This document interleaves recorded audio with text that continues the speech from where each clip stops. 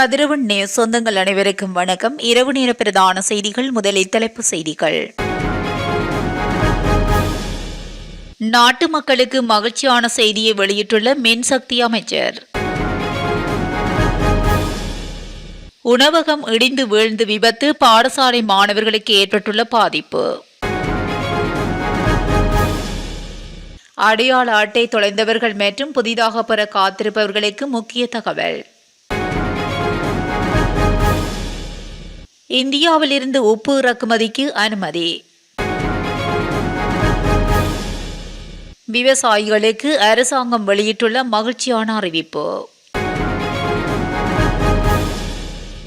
நூற்றுக்கணக்கான அரசு உத்தியோகத்தர்கள் தொடர்பில் வெளியான அதிர்ச்சி தகவல். பெருந்தோட்ட பாடசாலை மாணவர்களுக்கு வெளியான மகிழ்ச்சி தகவல். மட்டக்களப்பு நகர்வாவியில் பெண்ணொருவரின் சடலம் மீட்பு தொடர்பான விரிவான செய்திகள். மின்சார கட்டணம் 20% குறைக்கப்பட்டுள்ளதாக மின்சக்தி மற்றும் எரிசக்தி துறை அமைச்சர் குமார ஜெயக்குடி தெரிவித்துள்ளார். மின்சார கட்டணம் சுமார் 20% குறைக்கப்பட வேண்டும் என்று பொது பயன்பாட்டு ஆணைக்குழுவின் பரிந்துரையை அமைச்சர் ஏற்றுக்கொள்வதாகவும் இதன்படி மின்சார கட்டணம் குறைக்கப்படும் செய்தியை மகிழ்ச்சியுடன் தெரிவிப்பதாக அவர் குறிப்பிட்டுள்ளார்.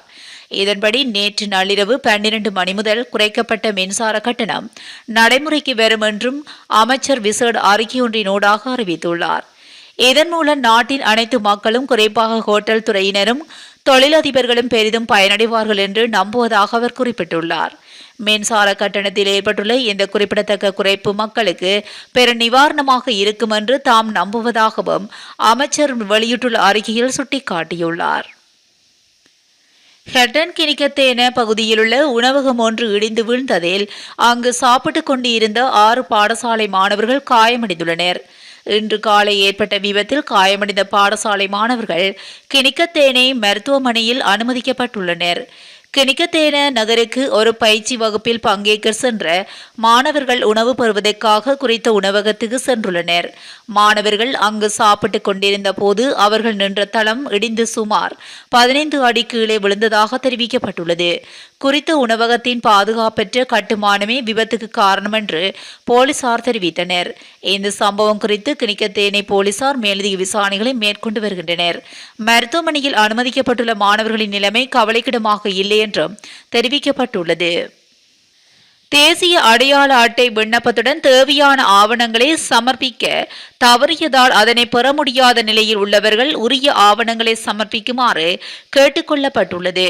அதற்கு அமைய புதிய அடையாள அட்டை பெறப்பட்டால் வயதை நிரூபிக்க பிறப்பு சான்றிதழ் அவசியம் என ஆட்பதிவு திணைக்களத்தின் ஆணையாளர் நாயகம் MSP சூரிய பெரும தெரிவித்துள்ளார்.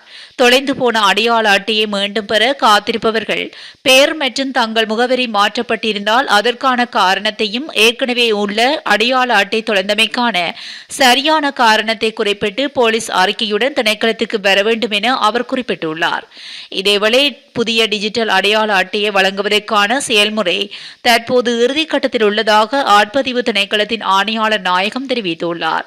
இந்த நடவடிக்கைகளை எவ்வாறு மேற்கொள்வது என்பது குறித்து கிராம அலுவலர்களுக்கு அறிவிக்கப்பட்டுள்ளதாகவும் எதிர்காலத்தில் பொதுமக்களுக்கு துண்டு பிரசுரங்கள் விநியோகிக்கப்படும் எனவும் ஆணையாளர் நாயகம் மேலும் தெரிவித்துள்ளார்.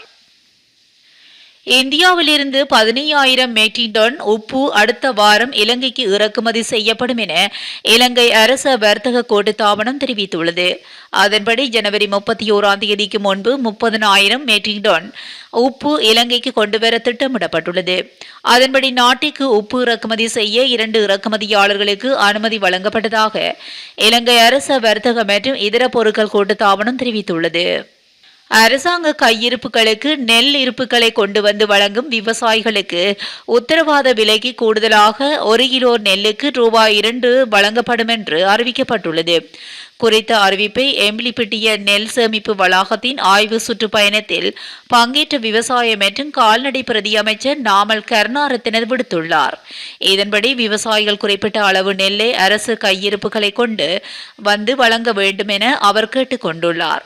மேலும் கருத்து தெரிவித்த பிரதி அமைச்சர் இன்னும் 2 வாரங்களுக்குள் அரிசி பிரச்சினை முழுமையாக நீக்கப்படும் என்று எதிர்பார்ப்பதாகவும் குறிப்பிட்டுள்ளனர்.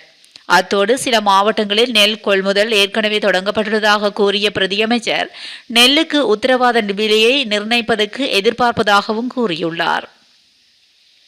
சமுர்த்தி அபிவிருத்தி திணைக்களத்தில் பணியமர்த்தப்பட்ட 363 அதிகாரிகளின் தனிப்பட்ட கோப்புகள் அவர்கள் நியமனங்களை பெறுவதற்காக சமர்ப்பித்த கல்வி சான்றிதழ்கள் போலியானவை என்பது உறுதிப்படுத்தப்பட்டுள்ளது. குறித்த விடயத்தை தேசிய கணக்காய்வு அலுவலகம் வெளியிட்ட வருடாந்த ஆண்டறிக்கை இதனை வெளிப்படுத்தியுள்ளது. 2019ஆம் ஆண்டுக்குள் இந்த குழுவில் 77 பேர் பணிநீக்கம் செய்யப்பட்டதாகவும் சட்டத்தின்படி இழப்பீடு பெறுவதற்கான ஒப்பந்தத்தின்படி 20 பேர் சேவையை விட்டு வெளியேறியதாகவும் கணக்காய்வு அலுவலகம் தெரிவித்துள்ளது. இதன்படி மேற்கொள்ளப்பட்ட ஆய்வின்படி ஹம்பாந்தோட்டை மாவட்டத்தில் பணியில் இருந்து ஓய்வு பெற்ற 30 அதிகாரிகளுக்கு அவர்கள் நியமிக்கப்பட்ட நாளிலிருந்து 95 மில்லியன் ரூபாய் ஊதியம் வழங்கப்பட்டுள்ளது. 2023ஆம் ஆண்டில் மாத்திரம் மொனராகலை மாவட்டத்தில் 4 அதிகாரிகளுக்கு 40 மில்லியன் ரூபாவும், கொழும்பு மற்றும் மாத்தறை மாவட்டங்களில் 17 அதிகாரிகளுக்கு 87 மில்லியன் ரூபாவும் ஊதியம் வழங்கப்பட்டுள்ளது. இந்நிலையில் இதற்கு பொறுப்பான அதிகாரிகள் இது தொடர்பாக தேவையான நடவடிக்கைகளை எடுக்கவில்லை என்று தேசிய கணக்காய்வு அலுவலகம் சுட்டிக்காட்டியுள்ளது. மேலும் அரசாங்க சேவை ஆணைக்குழுவின் விதிகளின்படி அத்தகைய அதிகாரிகளின் நியமனங்கள் கண்டுபிடிக்கப்பட்டவுடன் உடனடியாக ரத்து செய்யப்பட வேண்டும் என்று அரசாங்கம் சம்பளம் மற்றும் கொடுப்பனவுகளாக செலுத்தும் அனைத்து பணத்தையும் அந்த அதிகாரிகளிடமிருந்து வசூலிக்க வேண்டும் என்று தெரிவிக்கப்பட்டுள்ளது. பெருந்தோட்ட பாடசாலைகளில் 60 ஸ்மார்ட் வகுப்பறைகளை நிர்மாணிப்பதற்கான புரிந்துணர்வு ஒப்பந்தம் ஒன்று கைச்சாத்திடப்பட்டுள்ளது. இந்த ஒப்பந்தமானது பெருந்தோட்ட மற்றும் சமூக உள்கட்டமைப்பு அமைச்சகத்தின் செயலாளர் பிரபாத் சந்திரகீர்த்தி மற்றும் இந்திய உயர்ஸ்தானியர் சந்தோஷ் ஜா ஆகியோருக்கு இடையே கைச்சாத்திடப்பட்டுள்ளது. இந்நாட்டின் பெருந்தோட்ட சமூகத்தில் உள்ள டிஜிட்டல் இடைவெளியை குறைப்பது கூடிய நடவடிக்கையாக நுவரெலியா, கண்டி மற்றும் பதுளை மாவட்டங்களில் உள்ள பெருந்தோட்ட பாடசாலைகளுக்கு இந்த ஸ்மார்ட் வகுப்பறைகளை நிர்மாணிக்க திட்டமிடப்பட்டுள்ளது. அத்துடன் பெருந்தோட்ட பாடசாலைகளின் கல்வித்தரத்தை மேம்படுத்துவது இதன் மற்றொரு நோக்கமாகும். இதற்காக இந்திய அரசாங்கம் 508 மில்லியன் ரூபாவை மானிய உதவியை வழங்கியுள்ளது. மேலும் இலங்கை அரசாங்கமும் இந்த ஸ்மார்ட் வகுப்பறைகளுக்கு 115 மில்லியன் ரூபாவை ஒதுக்கியுள்ளமை குறிப்பிடத்தக்கது. மட்டக்களப்பு நகர் வாவியில் நீரில் மூழ்கி உயிரிழந்த நிலையில் பெண்ணொருவரின் சடலம் இன்று காலை அடையாளம் காணப்படாத நிலையில் மீட்கப்பட்டுள்ளதாக மட்டு தலைமையக போலீசார் தெரிவித்துள்ளனர். கல்லடி பாலத்துக்கு அருகாமையிலுள்ள முனிச் விக்டோரியா நட்புறவு வீதியில் உள்ள வாவிக்கரையில் நீரில் மூழ்கிய நிலையில் சடலம் ஒன்று கரையடைந்த நிலையில் இருப்பதைக் கண்டு பொதுமக்கள் போலீசாருக்கு தகவல் வழங்கியுள்ளனர்.